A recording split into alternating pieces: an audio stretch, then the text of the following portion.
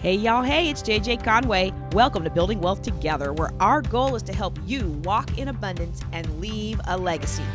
It's Juice with JJ. This is where I keep you informed about scams, financial controversies, and money shenanigans so you can keep your cash flow out of their pockets and funding your dreams. Let's get into it. We are going to talk about college loans, okay? One of the most common questions I get is, how can I pay off my college loans when I can barely afford to pay my bills? Now, before I answer this question about how to pay off the college loans, I want to remind everybody of my opinion about college loans. And don't worry, this isn't going to be a 20-minute rant. Although if you've been listening to me long enough, you know I can rant for about an hour on the evils of college loans. I feel college loans are the number one wealth siphoning method being applied to communities of color. Did you know that in the African American and Hispanic stats that have been posted by the oh dear, I'm on the road and I don't remember. It's not the Census Bureau. It might be Department of Labor. I think it's Department of Labor. I will have to get this for you. But the stats that I saw a couple months ago show that African American wealth is declining from generation to generation, and Hispanic wealth is declining from generation to generation. Now, I will say I don't know if in that Hispanic category are they including Latin America, because you know Hispanic is not the same as Latin American or Latinx, right?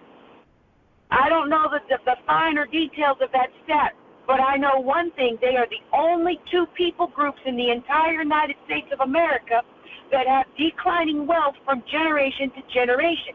Everybody else has increasing wealth from generation to generation and has had increasing wealth from generation to generation up till about 5 or 6 years ago. So you might ask yourself, in this age of tolerance and freedom, why is Hispanic and African American wealth declining from generation to generation? There are multiple factors, but the most common thread that you will see amongst these families that have risen up to middle class and their children are now in low class is the student loan. Student loans are not bankruptable. Student loans, if you get a privatized loan, they have no, let me repeat that, they have no regulation against them. There are no protections for your student if they get a non-federally backed student loan. And the federally backed student loans, I don't listen to secular music, but there's a funny song that says, I finally paid Sally Mae back. I tell you what, even the government-backed student loans are insidious, y'all. It is sucking the wealth out of our Hispanic and African-American communities, all right? I said this wasn't going to be a 20-minute rant, but even if you're not in one of those minority communities, let me tell you what student loans do. So your student graduates with $100,000 of student loan debt. Don't let it be in a career field like sociology or teaching where they are not going to make that money back for 10 years. And everybody says, oh, well, my kid's going to go and they're going to do the loan forgiveness program, and after 10 years of teaching in a Title I school, they're going to get that loan forgiven. Let me tell you how few people actually get that loan forgiven. All right? I honestly, again, I'm on the road, y'all. I don't have the stat in front of me, but it's something like 0.001%. That means for every for every 10,000 people that apply for this 10 years, they've been working for 10 years under the extreme conditions of the kinds of locations you got to work in order to qualify. Your inner city, your underprivileged, fill in the blank with whatever the politically correct term is, all right? But basically, they're incentivizing people to go into these places to teach, go into these places to nurse, go into these places to do social work that nobody wants to do. That's why they're dangling the carrot in front of them. And out of every 10,000 people, one of them gets it forgiven. Those are not good odds for your kiddos. Okay? So that's one issue. But now your kiddo graduates with $100,000 of debt. And kiddo B, whose family saves at 529 and then put $100 a month aside once that child was born, that child graduates debt-free. That child goes on to get a nice, modest job of $35,000 or $40,000 a year, and because they graduated debt-free, guess what? They can put all their extra money into investments, whereas your child who had the $100,000 of debt, if they make enough money to live off of, anything extra, the student loan payments kick in.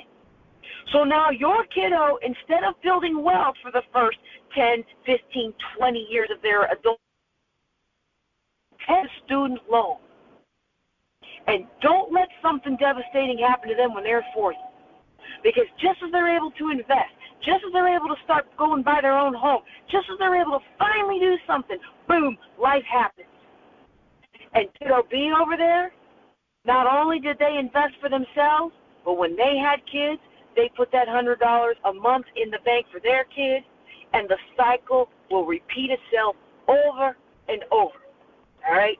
So, okay, that wasn't a 20-minute rant. That was maybe only a 7-minute rant, 5-minute rant. Okay, I'm doing better.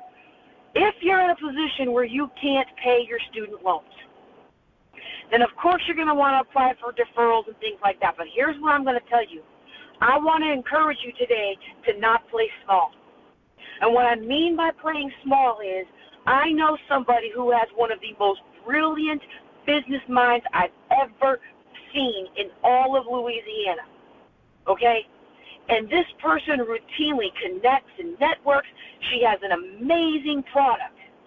This person could easily be high 6 figures, 7-figure business. But when I asked her what it was going to take her business to the next level, she said, oh, no. My income needs to stay below XYZ. I think it was like $52,000. I was like, what do you mean your income needs to stay below that? Your business mind is amazing, and your product is amazing. She told me if she makes more than that, her student loans are going to kick in, and that's why she's going to play small. Now, she didn't say play small, but that's what I heard. It's another way of keeping wealth from being generated in certain communities, all right? And so if you're in the situation where you feel like every time you make a little bit of money, then somebody comes along and says, oh, now you got to pay your student loans. Oh, now you got to pay this. Oh, now you lose this benefit. Oh, now you lose that assistance. I want to encourage you to push anyhow. Because were my associate to push through in her business, okay, sure, the student loans would kick in. Yes, they would. But guess what? If you're making $200,000 a year, you can afford to pay back $90,000 of student loans. But see, we look at all these reasons to play small. So I want to encourage you, if indeed you have student loans that you feel like you cannot pay off your bills, then we want to sit down and look at your spend plan, and we want to prioritize your spending. We're going to get you on a plan to pay down your debt, and we're going to include student loans in the debt. I don't care if you're 7 years into teaching at a Title I school or some other thing where in 10 years you get your forgiveness. If they come back and forgive it, great. But I'm telling you, 0.001% of people who apply, who meet all the requirements, actually get it. You know, it's like the Louisiana TOPS program. They promise you free school, but they hardly ever fund it the way they're supposed to. So people don't really get the free school, but everybody brags about having the program. Don't put your hopes on anybody else. You need to put your hopes on you, because you are the only person you can control. You are the only person who you can control. When it comes to life, the only person you can control is you, and the only money you can control is yours. And if you have an income, you can control it. Your income is your number one wealth-building asset. And the reason people call me the queen of cash flow is because I help people free up cash so they can achieve their dreams. All right, that's all I got for you today. Y'all take care and be blessed. Love the podcast? Be sure to like, subscribe, and forward to 3 friends. You can ask a question or take a life-changing class at buildingwealthtogether.com. Now, go walk in abundance and leave a legacy.